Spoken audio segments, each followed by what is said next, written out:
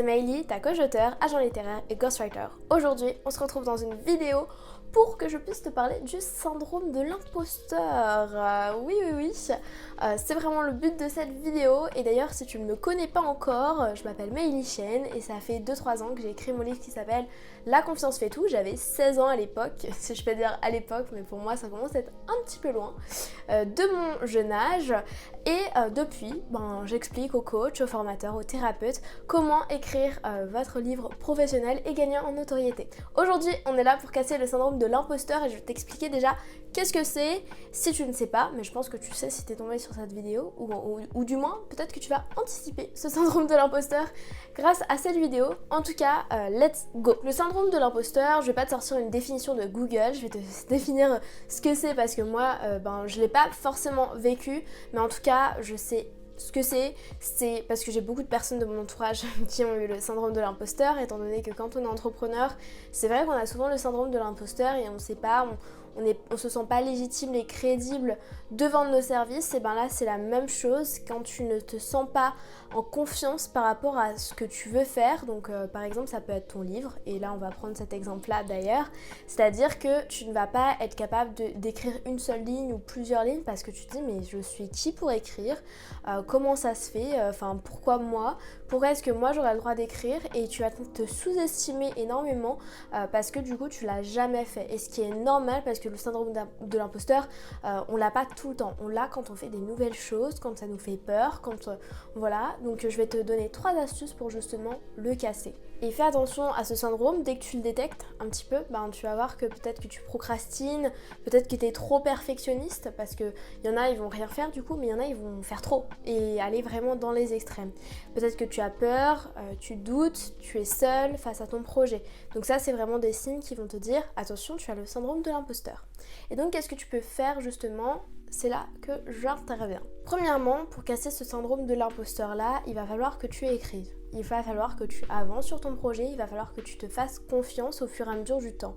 Mais le meilleur moyen de te faire confiance et d'avoir de la gratitude envers ce que tu fais, c'est l'expérience. Donc commence par écrire, écris.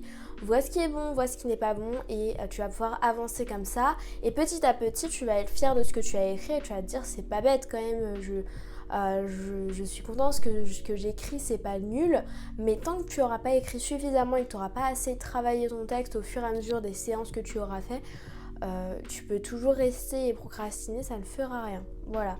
Et si tu es dans l'extrême et que tu es trop perfectionniste, fais lire ton texte à quelqu'un, ça peut toujours t'aider.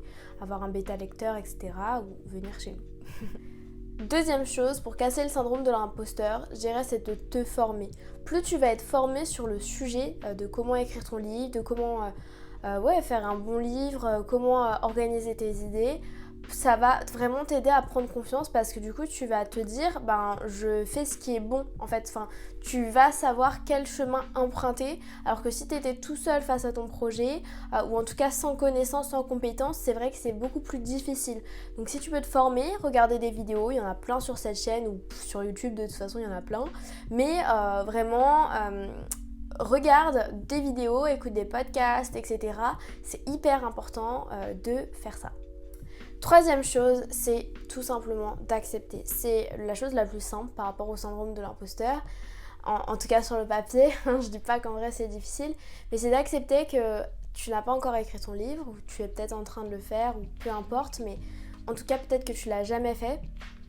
C'est ok, c'est difficile au début et c'est toujours difficile, donc accepte que tu aies cette peur-là, cette peur de l'échec, cette peur de la réussite et plein d'autres peurs qui peuvent arriver.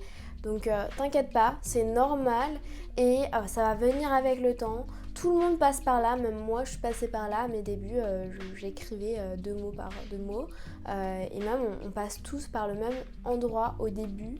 Après il y a une capacité pour chacun d'avancer plus vite ou plus lentement que pour d'autres, mais on est tous passés par là, alors dis-toi que c'est normal et que tu vas y arriver, tu vas arriver au bout de ton projet. D'ailleurs, si tu veux en savoir plus et si tu veux justement aller plus loin, je t'invite à venir mercredi prochain à ma conférence en ligne où là on va parler justement du processus étape par étape pour écrire ton livre, donc vraiment de A à Z, du plan jusqu'à que tu l'aies dans les mains et que tu puisses assurer la communication et la commercialisation de ton livre. Le lien il est dans la description description et aussi tu as le lien de mon compte Instagram où je fais des petites stories tous les jours. C'est mon compte @maily.auteur. On se retrouve donc vendredi dans une prochaine vidéo. Belle semaine!